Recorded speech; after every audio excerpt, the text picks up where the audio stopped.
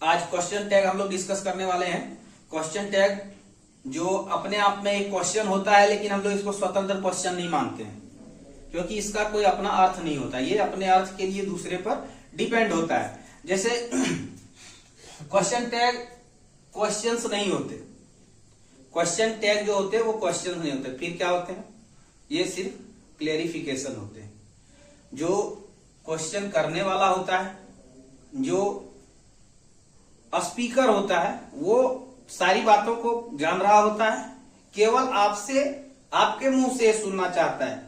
जैसे मान लीजिए हम लोग कभी हमारा देश इस प्रकार का देश है जिसको अभी तक पूरी दुनिया नहीं समझ पाई है। दो लोग आपस में लड़ रहे हैं, तीसरा बगल में खड़ा वहीं देख रहा है, वो सारी बातों को देखता है, लेकिन फिर भी यदि कहीं उसको बताने का हुआ तो चौथे व्यक्ति से पूछता है जो वहां था उससे कि ये कौन मारा था, पहले चप्पल फेंक के मारा था कि ईंटा फेंक के मारा था। वो सब जान रहा है, लेकिन फिर भी वो दूसरे से बुलवाना चाह रहा है, क्योंकि ताकि बाद में यदि पुलिस की जो आवश्यकता हो या पंचों की आवश्यकता हो तो उसे गवाह न बनाया जाए। उसी तरह क्वेश्चन टैग क्वेश्चन होता है, लेकिन इसे क्वेश्चन हम लोग नहीं मानते, क्योंकि ये सिर्फ क्लेरिफिकेशन के लिए होता है, इसका कोई अपना अर्थ नहीं होता है। क्वेश्चन टैग बनाने के लिए एनामोलस फिनाइट का प्रयोग करते हैं। अब बात है एनामोलस फिनाइट किसे कहते हैं। आपने पढ़ा होगा एक्जुलरी वर्ब, वही एक्जुलरी वर्ब का प्रयोग हम लोग क्वेश्चन टैग में करते हैं, उसको एनामोलस फिनाइट कहते हैं। अब देखिए एक सेंटेंस है, तुम राम को जानते हो ना। यदि ये स्वतंत्र क्वेश्चन रहता तो ऐसा होता कि क्या तुम राम को जानते हो, डू यू नो राम। लेकिन यहाँ क्या है, तुम राम को जानते हो ना। पूछने वाला जान रहा है कि हो सकता है ये राम को जानता होगा, लेकिन कंफर्म नहीं है, या इसको कंफर्मेशन उसी से चाहिए जिसको ये सवाल कर रहा है। तुम राम को जानते हो ना, इसको ट्रांसलेट करेंगे यू नो राम।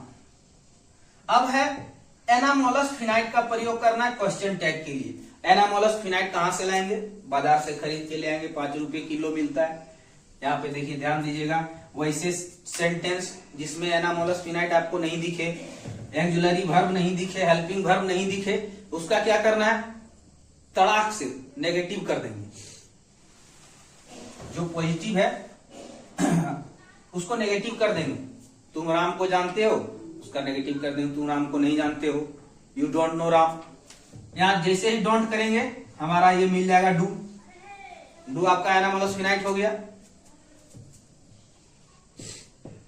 इसमें बस ये इतना ही खेल है, इसी को क्वेश्चन टैग कहते हैं। एनामोलस फिनाइट उठाना है, उसको अंत में पूछ की तरह लगा देना है, और आपका जो सब्जेक्ट है उसको लगा देना है। इस सब्जेक्ट पर फिर से अलग से क्लासें आएंगी, और इसमें अभी इस पर चर्चा करते हैं कि ये नेगेटिव क्यों हो गया। तो इसका एक कंसेप्ट है कि यदि मूल कथन मेन जो आपका लाइन है वो यदि पॉजिटिव है तो क्वेश्चन टैग निगेटिव होगा, और यदि मूल कथन निगेटिव है तो ये पॉजिटिव होगा। ये आप ध्यान दीजिएगा उस पर कि जो आपको वाक्य दिया गया उसका जो मेन वाक्य है वो क्या है, पॉजिटिव है या नेगेटिव है। यदि मेन वाक्य पॉजिटिव है तो क्वेश्चन टैग निगेटिव लगाएंगे, यदि मेन वाक्य नेगेटिव है तो क्वेश्चन टैग पॉजिटिव लगाएंगे। और इसी तरह के कंसेप्चुअल क्वेश्चंस, कंसेप्चुअल टॉपिक के लिए हमारे साथ जुड़े रहिए, और अपने दोस्तों के साथ शेयर करिए, और लाइक करिए, चैनल को सब्सक्राइब करिए। Thank you.